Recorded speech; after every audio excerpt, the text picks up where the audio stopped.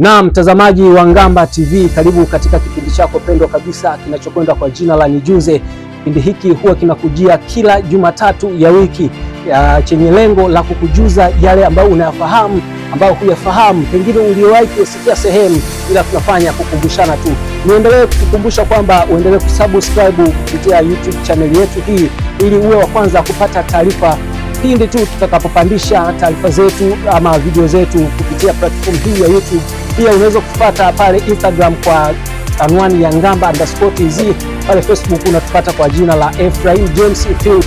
Nikukaribishe twende tutaziangalie aina tatu za microphone kwa siku hii ya leo. Je, ulikuwa unazifahamu aina tatu za microphone? Basi karibu tu. Na aina ya kwanza ya microphone kwa siku hii ya leo, mpenzi mtazamaji, hii inaitwa unidirectional microphone.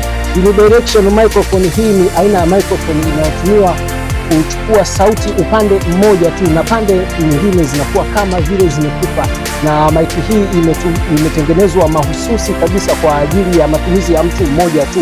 Kwa hiyo usichanganye matumizi. Hiyo ni aina ya microphone kwa siku hii ya leo, inaitwa unidirectional microphone. Na aina ya pili ya microphone kwa siku hii ya leo inaitwa bidirectional microphone. Bidirectional microphone hii ni aina ya microphone ambayo inatumika kuchukua sauti pande mbili, yani upande wa mbele na upande wa nyuma.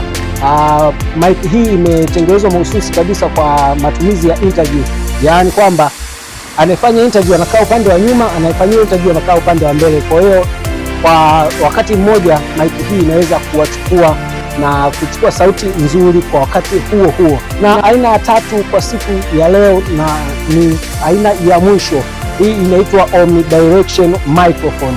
Omnidirectional microphone hii ni aina ya microphone ambayo inatumika kuchukua sauti pande kuu nne za dunia, yaani mbele, nyuma, kushoto, kulia, pia inachukua. Mtazamaji wa Ngamba TV, tumefika mwisho wa kipindi chetu kwa siku hii ya leo. Umeweza kuzitazama aina kuu tatu za microphone. Kama ulikuwa huzifahamu, sasa umeweza kuzifahamu na pia umeelimika kupitia kipindi hiki. Nipende kushukuru wewe ambaye umetenga muda wako kututazama. Ni kukaribishe tena siku ya Jumatatu katika kipindi cha Nijuze. Nikushukuru wewe ambaye umetenga muda wako kutufuatilia katika kipindi hiki. Nipende kukuaga mpaka wakati mwingine hapo tutakaporejea. Bye bye.